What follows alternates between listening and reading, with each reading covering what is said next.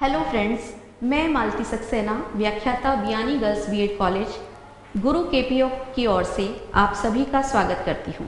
आज मैं साहित्य में रस की भूमिका पर अपना व्याख्यान प्रस्तुत कर रही हूँ। रस जैसा कि नाम से विदित होता है, इससे हमें आनंद की अनुभूति होती है। साहित्य में रस की भूमिका प्राचीन काल से चली आ रही है। भारतीय नाट्यशास्त्र में भरत मुनि ने 9 रसों की कल्पना की है और वो 9 रस आज भी हमारे हिंदी साहित्य की काव्य में पाए जाते हैं। इसके अतिरिक्त कालांतर में विद्वानों ने 2 और रसों की भी परिकल्पना की। वे भी आज हम 11 रसों के रूप में मानते हैं। रस के अंदर 4 अवयव होते हैं: भाव, विभाव, अनुभाव और संचारी भाव। काव्य को पढ़ने या नाटक को देख करके मन में जो उमंग उत्पन्न होती है, वह एक रस की परिणति हमारे हृदय में कर देती है। तो आज हम रसों की चर्चा करेंगे और सबसे पहले मैं आपको बताना चाहूंगी श्रृंगार रस के विषय में। श्रृंगार रस जिसका स्थायी भाव होता है रति। स्थायी भाव वह कहलाता है जो हमारे मन में हमेशा सुषुप्तावस्था में रहता है, परंतु जब भी कभी अनुकूल परिस्थितियां होती है तो वो मन से स्थायी भाव जागृत हो जाता है और वो रस के रूप में परिणत हो जाता है। तो श्रृंगार की कल्पना बिहारी ने अपनी नायिका में की है। कहत नटत रीझत खिजत मिलत खिलत लजियात भरे भौन में करत है नैनन ही सो बात। कवि बिहारी ने नायिका के श्रृंगारिक रूप का वर्णन किया है और श्रृंगार रस की उसमें परिकल्पना की गई है। इसके अतिरिक्त जायसी ने अपनी पद्मावत में नागमती के विरह के द्वारा वियोग श्रृंगार की परिकल्पना भी की है। दूसरा रस हमारे साहित्य में आता है हास्य रस। हास्य रस जब कभी हम किसी विचित्र वेशभूषा को या विचित्र विकृति को देखते हैं तो एक मन में हास्य की परिकल्पना हमको दिखाई देती है और वह हास्य रस के रूप में परिणत हो जाती है। इसका स्थायी भाव होता है विनोद अथवा हास। उसके अतिरिक्त तीसरा जो रस है वो है करुण रस। राजा दशरथ राम के वनगमन के समय जिस वियोग से गुजरते हैं और जो संतप्त अवस्था उनकी होती है, उस समय करुण रस की सृष्टि होती है।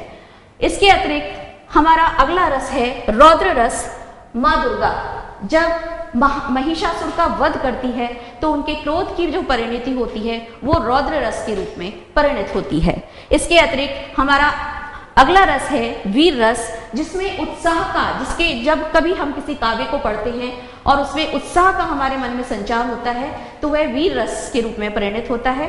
जब कभी खूब लड़ी मर्दानी वह तो झांसी वाली रानी थी, या हम शिवाजी की वीर गाथाएं पढ़ते हैं तो हमारे मन में उत्साह नामक स्थायी भाव जागृत होता है और वीर रस के रूप में परिणत होता है।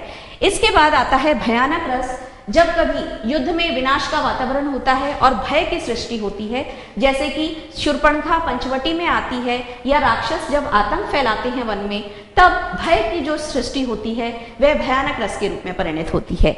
इसके बाद आता है विभत्स रस, हमारा 7वां रस, जिसके अंदर जब कभी युद्ध के पश्चात जो शत विशत शव पड़े होते हैं और उनको देख करके या फिर माता दुर्गा का रक्त चरित्र देख करके जैसी अनुभूति मन में घृणा का भाव आता है, जुगुप्सा का भाव आता है, तब विभत्स रस की उत्पत्ति हमारे मन में होती है। इसके बाद हमारा 8वां रस है अद्भुत रस।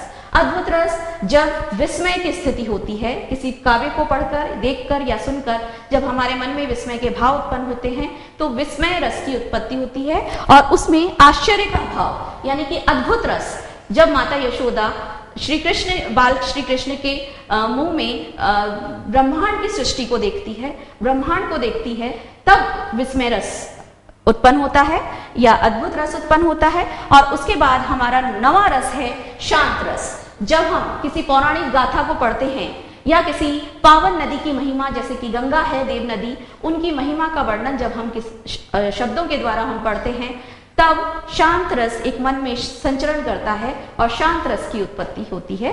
इस प्रकार ये 9 रस हमारे साहित्य में माने गए हैं जो हम हमारे काव्य को एक आनंद अनुभूति प्रदान करते हैं और उसके द्वारा ही काव्य जो है समूचे संसार को आह्लादित कर देता है आनंद से। तो साहित्य में रस की भूमिका निर्विवाद है। धन्यवाद।